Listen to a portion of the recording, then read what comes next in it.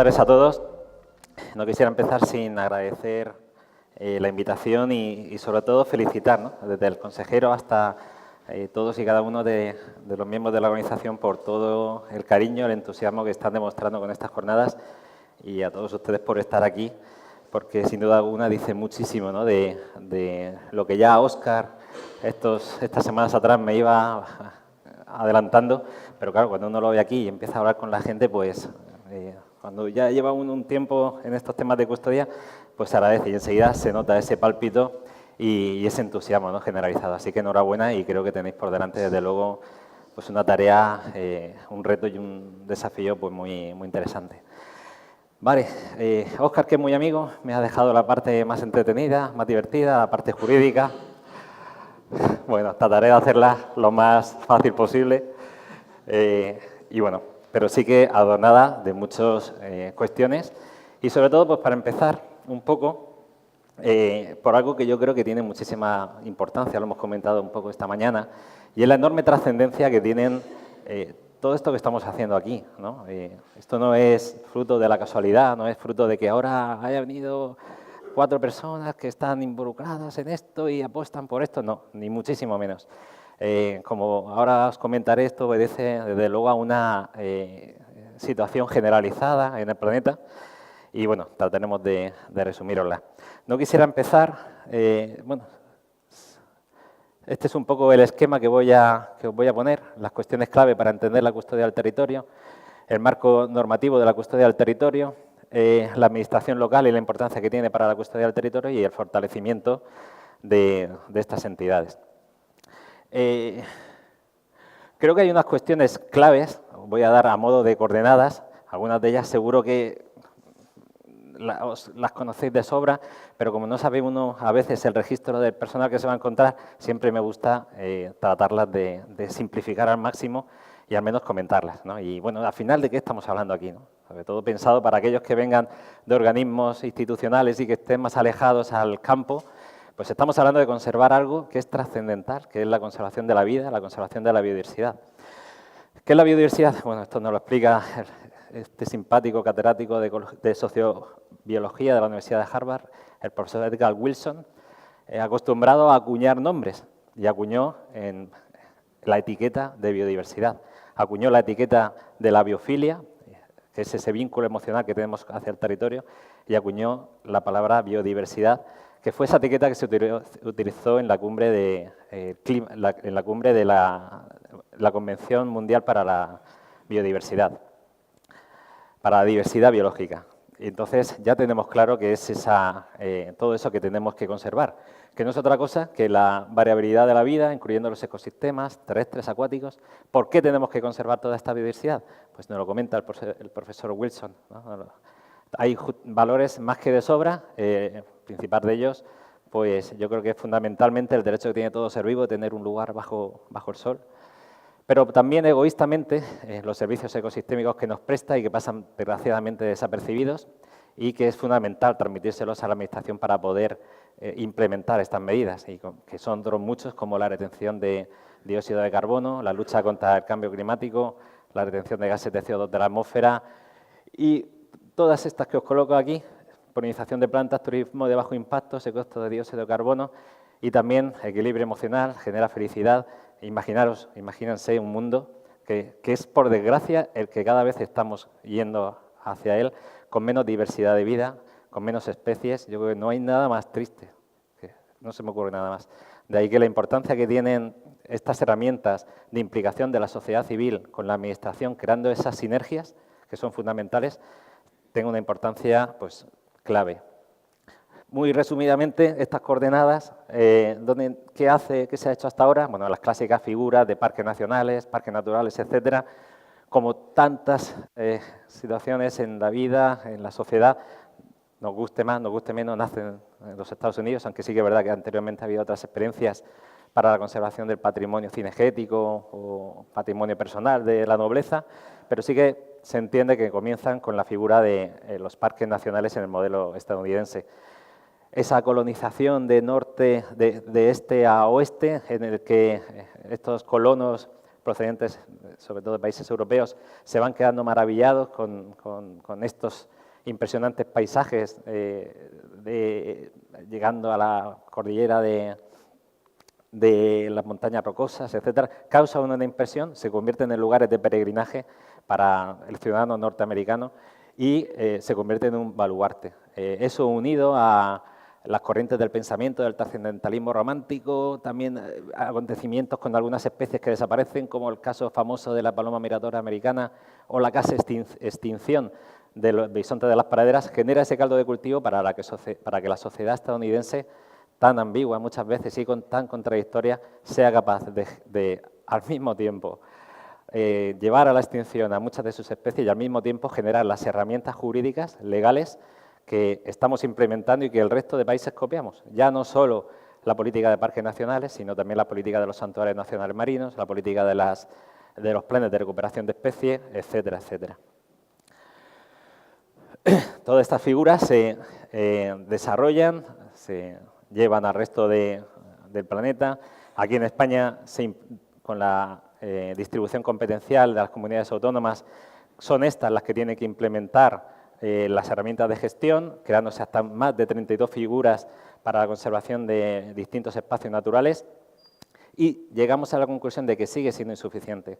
La continua pérdida de diversidad biológica nos dice que sí, se ha hecho, pero por desgracia el ser humano, la capacidad de destrucción es altísima y ni siquiera estas herramientas son capaces de detener esta continua pérdida de vida.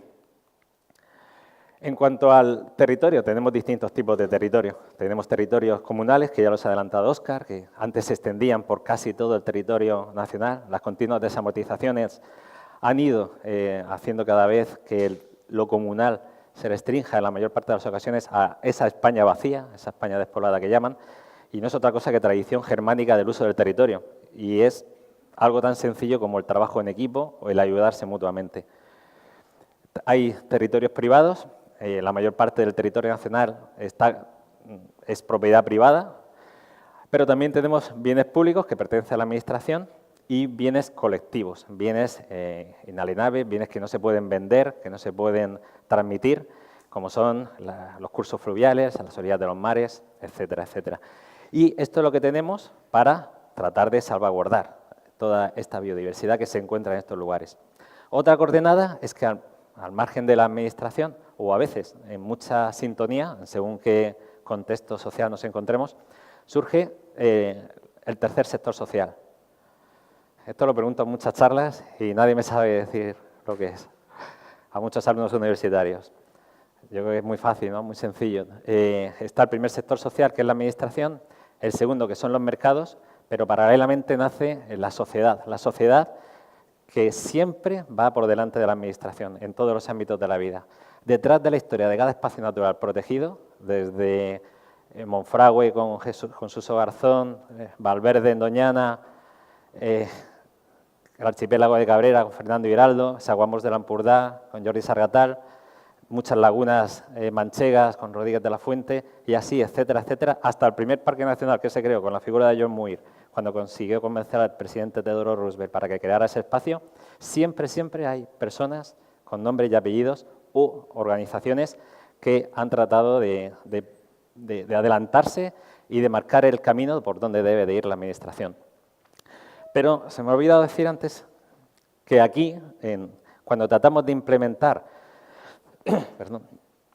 estas medidas de gestión y de planificación sobre algo en lo que es propiedad privada, pues lógicamente al final lo que tenemos es el conflicto porque las clásicas herramientas, lo decíamos también esta mañana, de gestión de muchos de estos espacios, los famosos POR, PRUF, ahí están los datos de la Fundación González Bernárdez, tardan una media de 12 años en aprobarse y luego la mayor parte de ellas no funcionan, siguen siendo operativos porque seguimos teniendo esa visión en muchas ocasiones, aunque cada vez hay más excepciones, de que la Administración, de que todo tiene que girar en torno a la Administración, incluso los derechos de los propietarios particulares. Entonces, eso genera esa enemistad con la propiedad privada que se encuentra limitada a los usos y al libre disfrute de su propiedad. Y esto, lógicamente, genera conflicto. Si hay un denominador común, en general en la vida, pero sobre todo especialmente en los temas de conservación de la naturaleza, en los temas ambientales, es el conflicto. Y, como ahora pondré una diapositiva, tenemos que solventar ese conflicto, ¿no? Ese conflicto lo tenemos que solventar negociando. Nos pasamos el día entero también negociando con nuestras familias, con nuestros hijos, para que hagan los deberes, con nuestra pareja, para venir aquí a pasar estas jornadas, continuamente negociamos, y para negociar tenemos que saber las necesidades que tiene el otro. En la conservación tenemos que saber cuáles son las necesidades que tiene la propiedad privada y clarificar las percepciones. Tampoco conozco ninguna declaración de un espacio natural protegido en la que no se haya creado una asociación en contra de la declaración de ese espacio. Creo que no conozco ni una, y muchos de ellos se han creado muchísimas que posteriormente, cuando se les ha ido clarificando lo que allí se podía hacer, se han ido diluyendo, porque siempre han estado los interesados de turno que dicen, bueno, poco menos que te expropian. Dice, ahí ni vas a poder cazar, ni vas a poder entrar a hacer actividades agrícolas, olvídate, tienes que darle las llaves ya, el lunes tienes que ir. Bueno, a medida que eso también se va hablando, se va dialogando, se va clarificando esa percepción errónea que van teniendo sobre la conservación, pues lógicamente esa percepción cambia y es necesario invertir el tiempo. Que no identifiquen a la Administración y a todas estas medidas como una ventanilla, ¿no? Es necesario hablar, dialogar, o como dicen los del GOV, una asociación en Menorca, conversar es conservar, ¿no? Yo creo que eso es clave. Y desde luego la custodia tiene muchísimo de eso, ¿vale? Os decía que paralelamente también existe este tercer sector social que tiene unas dimensiones estratosféricas en los países anglosajones y que también nos sirve para legitimar la acción de la sociedad civil. En muchas ocasiones se ha demostrado que el modelo entre el Estado, la Administración y los mercados es insuficiente, el modelo bisectorial, y se quedó de manifiesto en muchas de las crisis que hemos tenido, las crisis económicas que han llevado a una situación de pobreza extrema, la última más importante en los años 70, la crisis del petróleo, y que gracias a entidades como Cáritas, como Cruz Roja u otras muchas del tercer sector social, consiguieron evitar ese sufrimiento. Después de esa crisis tan importante que hubo en los años 70, se constituyó en los Estados Unidos, gracias al apoyo de la Fundación Rockefeller, la Comisión Filler. Y la Comisión Filler precisamente trata de justificar algo que posteriormente ratificó Naciones Unidas, y es la legitimidad del tercer sector social de participar en todas estas cuestiones. Ya no solo en lo medioambiental, que es lo que nos une aquí, sino también en general, en lo social, en todos los aspectos de la vida y de la sociedad, porque está claramente manifiesto que la Administración es incapaz de poner remedio a todos los problemas sociales que hay y que en muchísimas ocasiones la sociedad civil ha sabido tapar los huecos donde la Administración no ha sabido llegar. Os decía que este tercer sector social varía según los países. Somos fruto de nuestro pasado reciente y de acontecimientos históricos que nos han pasado, y uno de los más importantes fue la Revolución Francesa. La Revolución Francesa, al final, acaba, muy resumidamente, constituyéndose en una legislación, una normativa, que fue el Código Civil Napoleónico, del cual beben nuestras fuentes del derecho, en lo cual, y al mismo tiempo, paralelamente, se crea la idea de Estado, en el que se crean unas instituciones y son las garantes para realizar la conservación de la naturaleza, paliar la sanidad, la seguridad, etcétera, etcétera. Y la autonomía de la voluntad de las personas, la iniciativa, se queda prácticamente anestesiada. Los países que no han tenido esta influencia de esta revolución, pues, lógicamente, esa capacidad del individuo se ve muchísimo, infinitamente más desarrollada. Los países anglosajones. Y eso se nota en el número de los miembros que integran este tercer sector social, por ejemplo. ¿Sabríais decirme cuántos socios tiene en España la Sociedad Española de Ornitología? Bueno, sí que hay por aquí el delegado, estaba el representante de SEO, pues 13.000.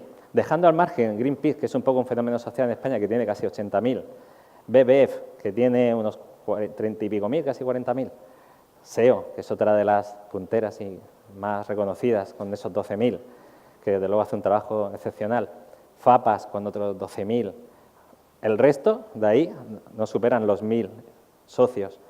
Vayámonos a algunas de las entidades anglosajonas. En el Reino Unido, el National Trust tiene 3,5 millones de socios.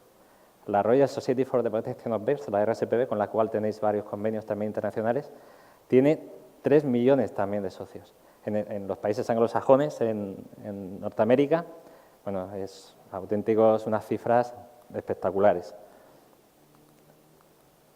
Bueno, estaba más adelante, luego se la enseñaré. Pero de lo que trataba de deciros es que es un factor de generador de empleo tremendo y que es muy importante tener en cuenta, porque lógicamente de lo que estamos hablando hoy aquí es de este empoderamiento de la sociedad civil. Con lo cual, por consiguiente, tenemos que junto con esta iniciativa de la sociedad, de la Administración, tenemos estas sinergias con la complicidad de las ONGs, de la sociedad civil. Al mismo tiempo, tenemos una serie por dónde deben de ir, por dónde el legislador en cada país, en cada comunidad autónoma, en el cabildo, por dónde tengo que legislar, por dónde van los tiros. Pues bueno, hay toda una serie de criterios internacionales, normativos, que nos indican el camino que tenemos que seguir. El principal, el más importante de ellos, lógicamente, es el Convenio Mundial de Biodiversidad. Pero hay otros muchos. Pues bien, este Convenio de Biodiversidad, fijaros la importancia que le da a la conservación privada, a la custodia del territorio, que ya en la cumbre en la reunión de la Convención, que se celebra cada 2 años, pero la que se generó en las cumbres en las metas de Aichi, en la ciudad japonesa, en el año 2010, ya en ese año instó a todos los Estados miembros que forman parte de ese convenio internacional a identificar la labor que hacen precisamente las ONGs, la conservación privada y el aporte que realizan al cómputo global de la conservación de la biodiversidad, ¿vale?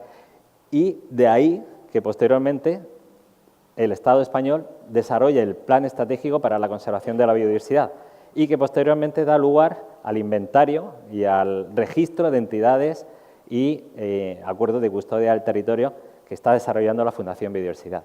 Es decir, fijaros la importancia que tiene y más recientemente. También la Unión Internacional para la Conservación de la Naturaleza en el año 2015 realizó el manual Mirando hacia el futuro, precisamente cuando por primera vez reconoce la UICN la labor tan importante que están haciendo todas estas entidades no lucrativas para fomentar la conservación de especies amenazadas, incluso de santuarios nacionales marinos en los Estados Unidos o a lo largo y ancho del planeta. Es decir, es una metodología de conservación que está globalizada y generalizada, pero también otras herramientas, como la Recomendación 71 ya en el año 98 del Consejo de Europa, donde los responsables de la conservación serán los propietarios, los agricultores, es decir, hay toda una serie de indicadores de esos criterios internacionales que es, yo como legislador, yo como político, por dónde debo ir, que nos indican que es necesario implicar cada vez más a los usuarios del territorio. Porque hasta ahora, como decía, no se les ha tenido en cuenta nada más que para, pues, en muchas ocasiones, desgraciadamente, ningunearlos. También en otros acuerdos internacionales o documentos europeos, como la Estrategia Europea o la Española para la Conservación y el Uso Sostenible de la Diversidad Biológica, van en la misma dirección.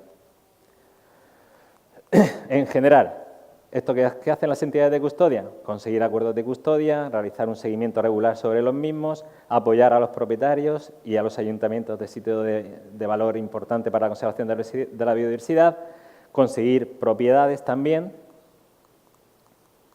realizar estudios para identificar esas zonas y promover la actividad económica sostenible en ellas, organizando campañas, captaciones de fondos, voluntariados, etcétera, etcétera.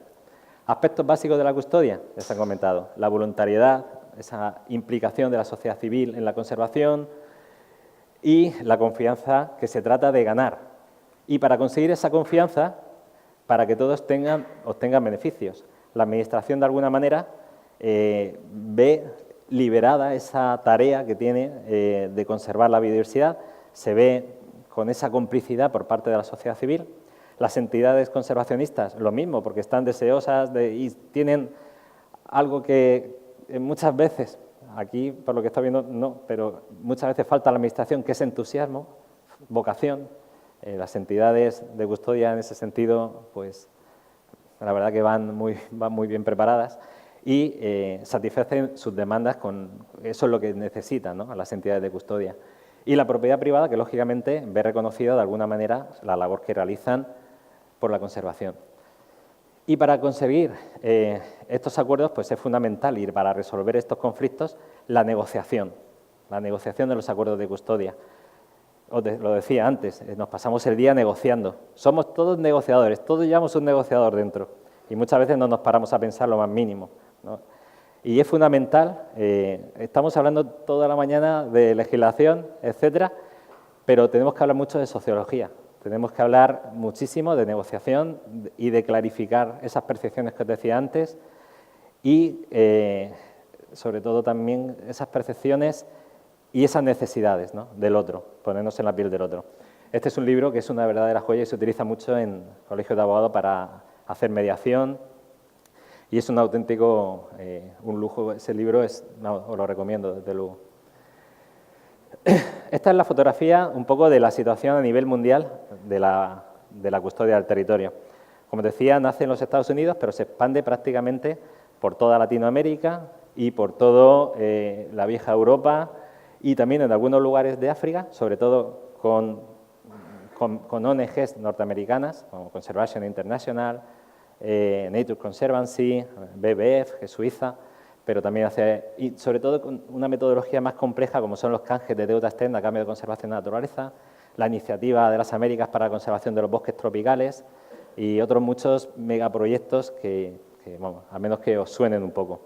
El continente australiano y todas estas son algunas de las ONGs más importantes norteamericanas, como la National Audubon Society, Nature Conservancy, con más de 7.000 personas en plantilla fija, con delegación en todos y cada uno de los estados de Norteamérica, con la sede central en Arlington, el Appalachian Mountain Club, National Wildlife Federation o Defenders of Wildlife, que están haciendo una labor fundamental para la conservación de las especies con las que nos toca coexistir y que causan un grave daño al ganado, como son los lobos, los coyotes, etcétera, y todas siempre van de la mano y creando sinergias con las distintas administraciones, con el US Fish and Wildlife Service, con la Agencia norteamericana de protección atmosférica y oceanográfica en la generación de los santuarios nacionales marinos o el Servicio Nacional de Parques. Esa complicidad está claramente desarrollada no solo en los Estados Unidos, sino prácticamente en muchísimos países. Y todas coordinadas a través de Land Trans Alliance, que es la entidad paraguas que aglutina a todas ellas, y es que la unión es fundamental. En España tenemos el Foro Estatal de Redes y Custodia y hay distintas redes a nivel autonómico que lo que están haciendo es incidencia política con las administraciones para crear esos marcos jurídicos que permitan crear estímulos a estas iniciativas y permitir que este movimiento se pueda expresar. Como decía, bueno, algunas de las iniciativas, ese es el logo de la RSPB, que tiene 3 millones de socios, el National Trust, en fin, todos estos anglosajones, es otro mundo, la verdad. Y en España, como decía, hay distintas redes en distintos ámbitos y con distintos marcos jurídicos. Hay algunas de ellas, como la de Madrid o la Transcantábrica, que no tienen ni siquiera una regulación legal, no son asociaciones, no están constituidas, porque hay que ser conscientes de que aquí nos movemos en otra liga, en otra división, ¿vale? No como los anglosajones ni como otros muchos países de Europa, que tienen esas cifras que con la aportación económica de cada uno de sus socios ya tienen para hacer infinidad de proyectos. Aquí nos movemos en otra liga más humilde, pero bueno, hay todas estas redes ya creadas y que tratan todas ellas de alguna manera hacer esa incidencia, hacer esa labor de lobby, para que también desde la política agrícola comunitaria se destinen cada vez más fondos al segundo pilar, a los greening, para crear todos estos estímulos que os decía. Bien, en cuanto al marco jurídico de la custodia del territorio, hay que decir que en España hay muchísimas de estas iniciativas que, como antes decía Óscar, venían desarrollándose desde los años 60, 70 y que lógicamente no se llamaban custodia del territorio, pero eran personas que lógicamente por su capacidad eran mentes inquietas y que no pararon hasta tratar de buscar fórmulas para la conservación de esos lugares que ellos sabían que tenían un valor extraordinario, ¿no? Y me refiero en concreto a José Antonio Valverde, a Félix Rodríguez de la Fuente, que son las primeras iniciativas de conservación que se realizan en España desde la sociedad civil. Valverde, hay que decir que en este contexto no existía el concepto de biodiversidad que hoy tenemos, no existía el concepto de especies vegetales ni de fauna, existía el concepto de alimañas, especies de interés maderable. Existía la ley Cambó, que incentivaba la desecación de todos los humedales de España por considerarlos nocivos, peligrosos para la salud, etcétera, etcétera. Y en ese contexto irrumpen estas dos personas diciendo absolutamente todo lo contrario y con la cooperación de muchas de estas entidades europeas consiguen, Valverde en su caso, conservar el corazón de lo que hoy es la Reserva Ornitológica de Doñana, el corazón del Parque de Doñana, y posteriormente la Administración lo declaró como Parque Nacional, de los que hoy todos nos sentimos orgullosos. Félix, que fue un poco el alumno más aventajado de Valverde, el que todos conocemos y el que todos, en gran parte en culpa, a lo mejor estamos hoy aquí, consiguió lo mismo con el Ayuntamiento de Montejo de la Vega, creando el primer acuerdo implicando a una administración local.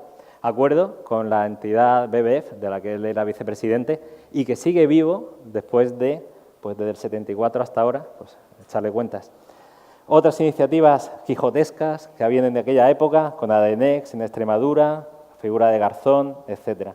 Y muchas de estas, pues hay que decir, de estas figuras, se realizan en base a lo que en aquel entonces tenían, en base a acuerdos sobre todo del derecho privado.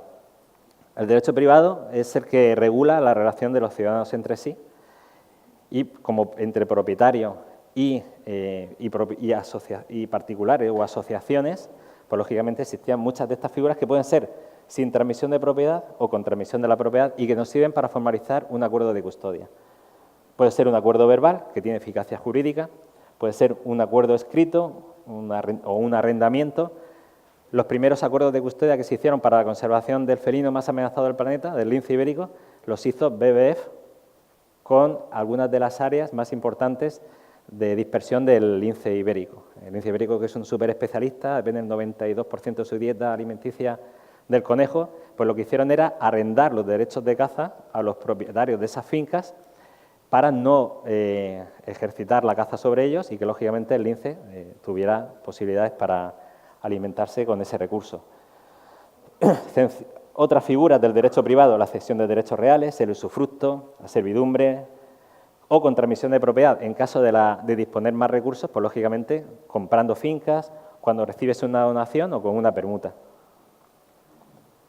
O una herencia, un legado. De hecho, la principal fuente de financiación de las entidades anglosajonas, además de la cuota de socio, son los legados que les dejan muchos de los integrantes de estas asociaciones.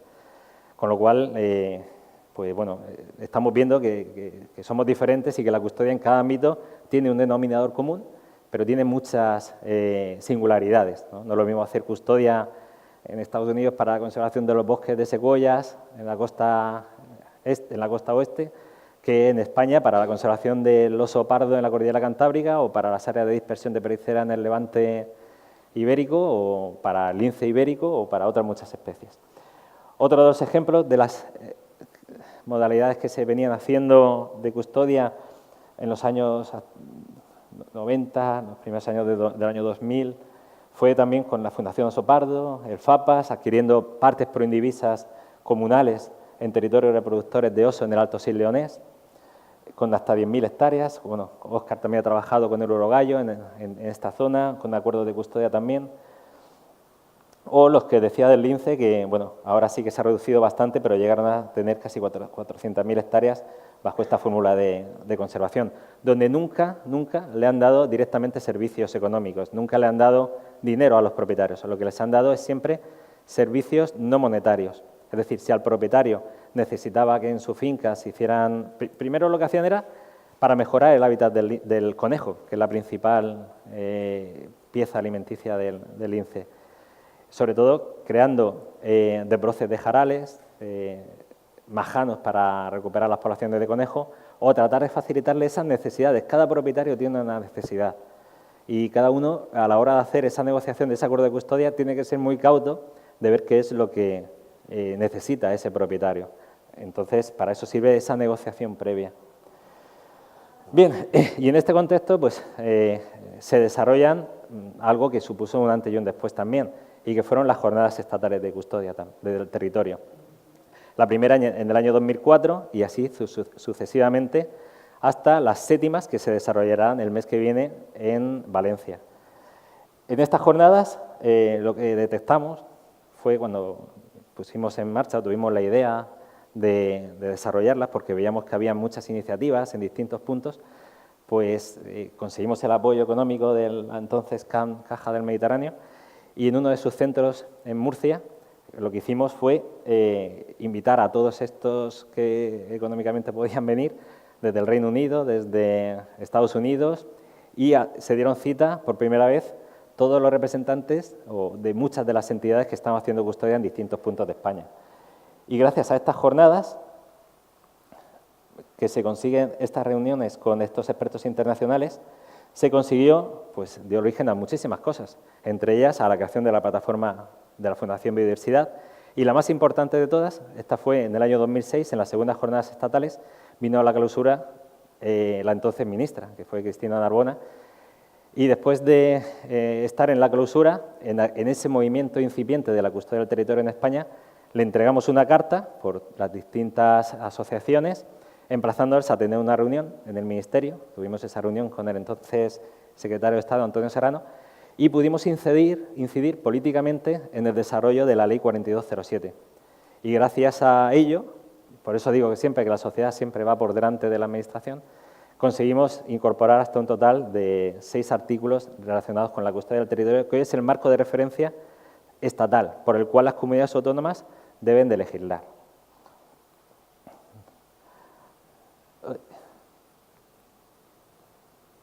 Bueno, y también se crea ese primer inventario estatal, se crea en el año, fue el germen de la creación del Foro Estatal de Redes y Entidades de Custodia, que se constituye en el año 2011. Y este es el marco que tenemos de la custodia del territorio, que sería en la Ley 4207, la definición de la custodia del territorio en el artículo 3.9, que sería el conjunto de estrategias o técnicas jurídicas que implican a los propietarios y usuarios del territorio en la conservación y uso de los valores, recursos culturales y paisajísticos. Es decir, quiere ir incluso más allá del tercer sector social. Trata de incluir también la gestión responsable de los propietarios, ¿vale? No solo se trata de que sea la importancia que tienen las entidades de custodia del tercer sector social, sino también en esa responsabilidad, ¿no? en la propia propiedad privada. El artículo 327 establece el concepto de entidad de custodia, o el artículo punto 4, fijaros la importancia que tiene, que dice: en la planificación y gestión de los espacios naturales protegidos y las especies amenazadas se fomentarán los acuerdos de custodia del territorio. El artículo 72 nos habla de la promoción de la custodia del territorio, donde las administraciones públicas fomentarán la custodia del territorio mediante estos acuerdos entre las entidades de custodia y los propietarios de fincas privadas o públicas y que tengan por objeto principal la conservación del patrimonio natural y la biodiversidad. Y el punto 2, que también la Administración General del Estado, cuando sea titular de terrenos situados en estos espacios naturales, podrá llevar a cabo la cesión de la gestión total y parcial a estas entidades de custodia del territorio. Con lo cual vemos que habla de todo lo que estábamos hablando esta mañana. Y por último, el apartado 73 que habla también de la necesidad de crear incentivos a las externalidades positivas en el ámbito de estos espacios y de los acuerdos de custodia del territorio, donde las comunidades autónomas, que tienen por la distribución competencial la legitimidad de desarrollarlas, estos marcos jurídicos, deberán incentivar las externalidades positivas de estos terrenos que se hayan ubicados en los espacios naturales protegidos y en los cuales existan acuerdos de custodia del territorio debidamente formalizados por sus propietarios ante entidades de custodia. Y, por último, el 74.m, en la creación de ese fondo para la conservación del patrimonio natural y la biodiversidad, el apartado M es un apartado especial para financiar acciones específicas relacionadas con la custodia del territorio. Este sería un poco el marco general que tenemos a nivel de la ley estatal, de conservación de la naturaleza. Sí, pero ese al final fue desestimado. Ese lo presentó la Comunidad de Madrid, precisamente pues, bueno, por la presión que les hizo también asociaciones de propietarios mal informados, con esa percepción errónea, que creían que les iban a arrebatar sus fincas. Pero posteriormente se me ha olvidado comentarlo. Y bueno, en lo que os hablaba antes, de la importancia que tuvo ese marco del Convenio Internacional de Biodiversidad y el Real Decreto 1274 del 2011, de 16 de septiembre, aprueba el Plan Estratégico del Patrimonio Natural, que es el que os decía antes, que se implementa por pertenecer España al Convenio Internacional de Biodiversidad y encomienda al Ministerio de Medio Ambiente que ponga en marcha el Registro Estatal de Entidades de Custodia, determine las tipologías y condiciones de las entidades, así como los acuerdos de custodia y formas de gestión concertada de la biodiversidad. No voy a entrar en detalle en esto, pero que sepáis que hay todo un marco legislativo desarrollado por las comunidades autónomas, con todas esas comunidades autónomas que han desarrollado la posibilidad de implementar la custodia, de fomentarla, muchísimas a través de decretos donde establece la posibilidad de que los propietarios y que las ONGs que tienen acuerdos de custodia los vinculen a figuras de conservación, con dotaciones presupuestarias, etcétera. Pero bueno, ¿qué se puede hacer desde la Administración local? Vale, este sería un poco el esquema de la Administración. Tenemos la Administración central, la autonómica y la local. Y el artículo 2 de la Ley de Bases de Régimen Local establece que también se consideran entidades locales menores los municipios y las provincias, y en este caso también las Islas Baleares y las Canarias. ¿Vale? Con lo cual, desde la Administración local se puede fomentar la custodia del territorio de muchas maneras. Por un lado, como una actividad reguladora a la hora de fomentar, de crear, de integrar la custodia del territorio en el planeamiento urbanístico, en el planeamiento territorial. Hay muchas legislaciones autonómicas que crean la figura que crearon con el desarrollo urbanístico del metro por metro. Aquí creo que no se llegó a implantar, pero en Murcia y en la Comunidad Valenciana sí. Y lo que hizo fue, lo que se pretendía era que aquellos agentes urbanizadores que pretendieran construir tenían que ceder a la Administración un número similar de hectáreas en las que pensaban desarrollar sus proyectos, pero tenían que ceder a la Administración ese mismo equivalente en suelo protegido, ¿vale? Con lo cual, fue una patrimonialización en parte para esas comunidades autónomas que después delegaban ese patrimonio a muchos municipios, en base al artículo 27 de la Ley de Bases también de racionalización de la Administración local, y lo que hizo fue que se cargaran de patrimonio muchas de estas administraciones. Vale. Bueno, también se puede hacer desde la regulación de las administraciones locales las bonificaciones del impuesto de bienes inmuebles, apoyar actividades agrarias, forestales en estas zonas, apoyar las tareas de voluntariado ambiental o como propietaria, llegando a acuerdos con propietarios particulares, con ONGs, para que se exoneren del impuesto de bienes inmuebles a los propietarios en los cuales se establezcan acuerdos de custodia. Con lo cual, vemos que desde la Administración local se puede desarrollar muchas de estas iniciativas. También, en cuanto al articulado, la Ley 27 de 2013 de racionalización y sostenibilidad de la Administración local tiene como competencias propias el artículo 25b, el medio ambiente urbano. El artículo 27 puede tener como competencia delegada la protección del medio natural o la gestión de bienes municipales. Esto también es en base a la Ley del Patrimonio de las Administraciones Públicas. ¿Cómo puede hacer esa gestión de ese patrimonio? La puede hacer mediante una gestión propia o una gestión delegada. La propia con los propios por sí mismas o creando organismos ad hoc para ello, mediante organismos como son los consorcios o mediante la gestión, el desarrollo de un órgano especial para ello, o una gestión delegada a través de los distintos servicios de competencia de las corporaciones locales, a través de la concesión, el arrendamiento o el concierto. También se puede hacer en base a los convenios, a las subvenciones, en base a la ley de subvenciones o a un contrato. Esta mañana hemos estado viendo las dificultades que tenía para los interventores de las administraciones locales principalmente implementar estas ayudas directamente a las ONGs, ¿no? Porque muchas de ellas se hacen sin entrar en concurrencia competitiva y, lógicamente, pues para una administración local pues eso puede suponer un compromiso a la hora de que puedan ser denunciados por otras entidades que no han sido beneficiadas en igual manera, pero lo cierto es que la ley lo permite, ¿correcto? Y que en todo el territorio nacional está lleno de este tipo de iniciativas. Se me ocurren, pues, ANSE, en la Asociación Naturalistas del Sureste, en Cartagena o en Murcia, tienen acuerdos con los ayuntamientos y por la vía de convenio reciben hasta un total de 15.000 euros cada una para desarrollar proyectos de custodia del territorio. Pero sí que es verdad que no lo hacen para favorecer directamente a un propietario, sino que lo hacen enmarcados dentro de un documento técnico, de un documento científico, para poder insertar, hacer el encaje de estas ayudas. O también mediante un contrato a través de la Ley de Contratos del Sector Público.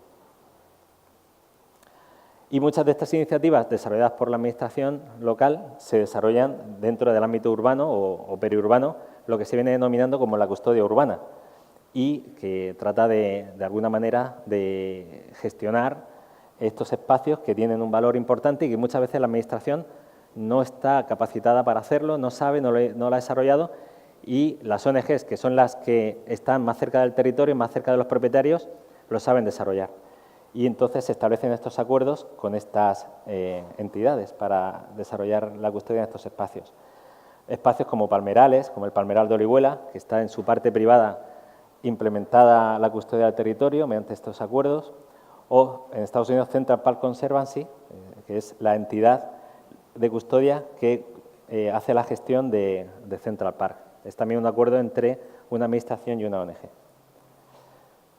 Entre las distintas tipologías tenemos, lo que comentaba al principio, bienes de dominio público o bienes patrimoniales. Los bienes de dominio público son los que se encuentran afectados al uso general o al servicio público, son bienes demaniales y son los que tienen competencia sobre ellos, principalmente las demarcaciones de costas del Estado o las confederaciones hidrográficas.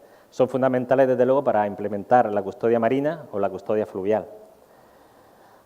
O los bienes patrimoniales, que son bienes de la propia Administración, los que hablamos antes, de la Administración local o Administración estatal o las administraciones autonómicas. Y se canalizan la custodia del territorio sobre estos bienes en base a una tipología de figuras jurídicas, como es la autorización, cuando se trata de dominio público marítimo terrestre, la concesión o la cesión de uso o el arrendamiento.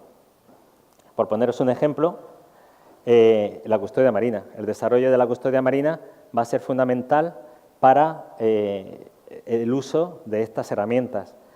De hecho, la primera concesión administrativa que se otorga en España en el año 2002 es para la restauración de una zona litoral que se concede a la Fundación Naturaleza y Hombre en las Marismas de Alday, en el municipio de Santander, y desde luego que para la implementación de la custodia marina, que es esta estrategia de identificar a los stakeholders, a los distintos agentes que se dan cita en este espacio y que pretendemos conservar, pues es clave estas figuras como la concesión administrativa. Y es que para custodia marina es fundamental. Entre cabo y cabo, hacia adentro, mar interior, las comunidades autónomas. Hacia afuera, mar exterior, demarcación de costas. La franja litoral, demarcación de costas, el Ministerio de Medio Ambiente. Pero también, si hay la avenida o de un río, también Confederación Hidrográfica. Si hay fincas privadas, propietarios particulares. Con lo cual, al final, para la gestión de un área marina protegida, necesitaremos una caja de herramientas jurídicas y en cada espacio tendremos que implementar aquella que, lógicamente, mejor nos vaya. Esta de aquí abajo es la carátula de la concesión administrativa otorgada, que es la única que conozco ahora mismo que se haya dado en España. Y bueno, la custodia marina, esto me sirve de apoyo también para explicaros la importancia de la custodia marina a través del programa Indemares, con la creación de las áreas marinas protegidas. Imagino que estén mucho familiarizados, sobre todo en esta zona, con este programa, con este proyecto, que ahora mismo se ha pasado y se llama el Intemares, que trata también de llevar a cabo la gestión de las cepas en base a la Red Natura 2000 en el ámbito marítimo terrestre, en el ámbito marino. Y que desde luego pues la custodia del territorio, y más en una zona aquí abajo tenéis el recuadro con las cepas marinas en el ámbito canario, pues desde luego va a ser fundamental implementar estas medidas. La custodia fluvial, que también puede ser objeto de autorizaciones o de concesiones administrativas para el desarrollo de proyectos de custodia en este ámbito, tiene como objetivo rehabilitar, restaurar y mejorar los ríos, las zonas húmedas, ramblas, canales, balsas, lagos, etcétera. En España ya se han conseguido numerosos acuerdos de custodia fluvial, como el primero de ellos fue por la Fundación Tormes, con el visto bueno de la Abogacía del Estado, y se crea un primer acuerdo marco en el cual se hace un acuerdo de intenciones entre las partes y posteriormente se remite a un documento técnico en el cual se desarrollan todas las actuaciones que se quieren desarrollar en ese espacio para conseguir esos objetivos de conservación y se realizan autorizaciones administrativas para llevarlas a cabo, ¿vale? Ese es el encaje legal administrativo que tenemos para implementar la custodia en el ámbito fluvial. Y se trata de llegar, pues, lógicamente, a todos estos acuerdos también con propietarios, porque dentro de esas riberas de los ríos, porque al final la custodia en el ámbito fluvial no se circunscribe únicamente a la zona de confederación, sino también a zonas que se encuentran en el ámbito de las servidumbres que pueden pertenecer a particulares o a ayuntamientos o a otras administraciones, con lo cual pues también se llegará a esos acuerdos o convenios de gestión o a contratos de servicio o acuerdos verbales con esos otros agentes. Bueno, esto es la importancia que tiene la custodia fluvial, porque hay algunas comunidades autónomas, como la ley gallega o la propia en Cataluña, se quedaron también la Ley de Ordenación Sostenible de la Pesca en Aguas Continentales, donde se fomenta la custodia fluvial, etcétera.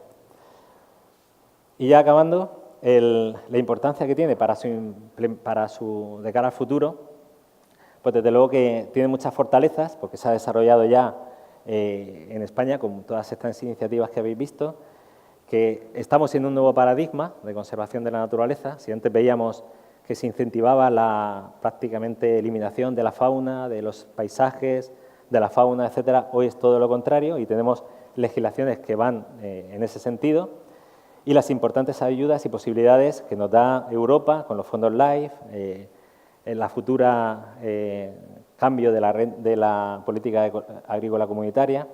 Y sí que es verdad que tiene como debilidades un insuficiente desarrollo normativo, pero en el ámbito de los estímulos fiscales. Ahí, desde luego, que sigue siendo la asignatura pendiente. Tiene como debilidad también la incipiente consolidación de las entidades de custodia del territorio y la falta de profesionalización, que no de profesionalidad, pero sí que es cierto que si vemos a ver el número de personas liberadas profesionalmente que tienen las entidades de custodia, pues salvo SEO, que tienen, no sé si tienen 40 o 50 personas en Madrid, o puntualmente otros muchos al cabo del año, o BBF, la mayor parte de las ONGs, como suelo decir, el tiempo se saca de 10 de la noche a 2 de la mañana, porque es trabajo voluntario y desde luego así, pues es casi un milagro que se lleguen a las cifras que nos ha dado Óscar antes. Y en cuanto se consiga crear ese marco de estímulos fiscales, desde luego yo creo que va a dar un vuelco significativo. Y como propuestas, pues la implementación del Plan Estratégico de Custodia en España, con el desarrollo cada vez de abrir más la custodia del territorio a otros sectores, como los cazadores, agricultores, confederaciones, todas estas innovaciones que se están desarrollando en el ámbito de la custodia, desde luego que cada vez van a sumar más actores. Su aplicación a espacios naturales protegidos incluidos en la Red Natura o fuera de la Red Natura. Siempre estamos hablando de la importancia que tiene para la implementación en la Red Natura, pero es que hay muchísimos espacios con valor ecológico altísimo y que se encuentran fuera de la Red Natura 2000. Y yo creo que no hay mayor expresión de la custodia del territorio que precisamente focalizar los esfuerzos en esos espacios que tienen unos valores altísimos y que por circunstancias de la vida se han quedado totalmente carentes de protección alguna. Yo creo que la custodia del territorio en esos espacios juega un papel fundamental. El desarrollo del marco legal con la seguridad jurídica de los acuerdos que comentaba Óscar. El desarrollo de cursos formativos como los que se están haciendo hoy aquí, esto es clave. Las actuaciones de voluntariado que comentábamos antes, para, lógicamente, lo que tiene la custodia, es un compromiso social, es generar también y crear ciudadanos responsables, comprometidos con su territorio. Y desde luego creo que no puede haber dinero mejor destinado que a hacer estas actuaciones, que son las que más ennoblecen, ¿no?, al ser humano. El reconocimiento social a empresas y particulares que inviertan en la conservación, esto es algo que está pendiente de hacer. No se ha hecho prácticamente nada para implicar al sector empresarial en la conservación de la biodiversidad y, desde luego, sería un estímulo fundamental. Y como propuestas también es fundamental la certificación de las entidades de custodia. Para, de alguna manera, siempre en torno al tercer sector social surgen dudas de que si las ONGs, que si fíjate, que si el dinero, que si a ver qué control llevan. Pues es fundamental, al igual que sucede en otras latitudes, tener una certificación por un órgano externo que te acredite, que te certifique, que te audite que realmente ese dinero se destina a todas estas actuaciones. Esa certificación, eso es una tarea clave también en el movimiento de la custodia. Otra tarea fundamental es el vincular todos estos proyectos a largo plazo. Hemos estado viendo en el inventario de Óscar que continuamente se han ido cayendo iniciativas porque no han tenido perdurabilidad en el tiempo. Sí que es verdad que, bueno, al menos esos propietarios en los que se ha incidido en un momento determinado, pues se ha conseguido rehabilitar, se ha conseguido restaurar, por ejemplo, las poblaciones de conejo, en el caso del lince u otros, pero sí que es verdad que a largo plazo la conservación de estos espacios y de estas iniciativas de custodia sigue siendo un hándicap a superar. Y otras cuestiones fundamentales es la fiscalidad verde. Ya lo dice el Convenio de Diversidad Biológica o estos documentos internacionales, que es necesario implementar estas exoneraciones fiscales en el impuesto de sucesiones cuando una persona particular decide donar su finca o legar en vida su finca a una entidad sin ánimo de lucro, tiene que pagar el impuesto de sucesiones y donaciones. Eso es algo ridículo. Si encima que es algo que va a beneficiar a la colectividad en su conjunto, debería estar exonerada. Al igual que el impuesto a actividades jurídicas y actos jurídicos documentados o de otros impuestos, el IVA o el IBE, etcétera. Y también os he puesto la Lotería Nacional como fuente de financiación. Esto se desarrolla en Holanda, donde una parte importante, un porcentaje importante de los fondos generados por la Lotería Nacional se desarrollan actuaciones de custodia del territorio. Otras ayudas son los fondos europeos, no solo de la PAC, sino también el Fondo Europeo Agrícola, los FEADER, los fondos europeos marítimos y de pesca y el Fondo Social Europeo. Y todo esto se ha desarrollado a través de la Oficina Técnica del Foro de Redes y Entidades de Custodia del Territorio, en lo que se ha denominado como el Libro Blanco de la Custodia. Y se resume en 5 actuaciones para llegar a cabo en el año 2030, donde de alguna manera es el horizonte en el que ahora mismo tenemos puesta la mirada, ¿no? Y se trataría de conseguir una mejora del marco conceptual y normativo, de consolidar y hacer estas iniciativas de custodia que sean verdaderamente sólidas y contrastables, generar estos instrumentos complementarios a la conservación, el fortalecimiento de estas entidades de custodia del territorio y el desarrollo de la gobernanza del conjunto de la custodia del territorio, que no es otra cosa que el conjunto de normas y leyes que tenemos para implementarlas y que puedan ser bien conocidas por todos, ¿no?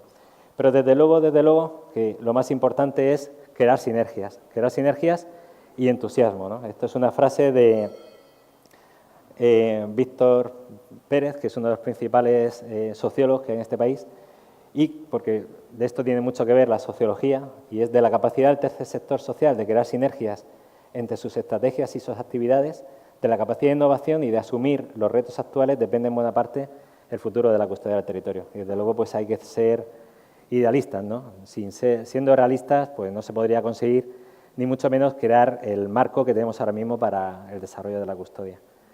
Y nada, por mi parte nada más, y si tenéis cualquier pregunta pues ahora luego pues podemos responder.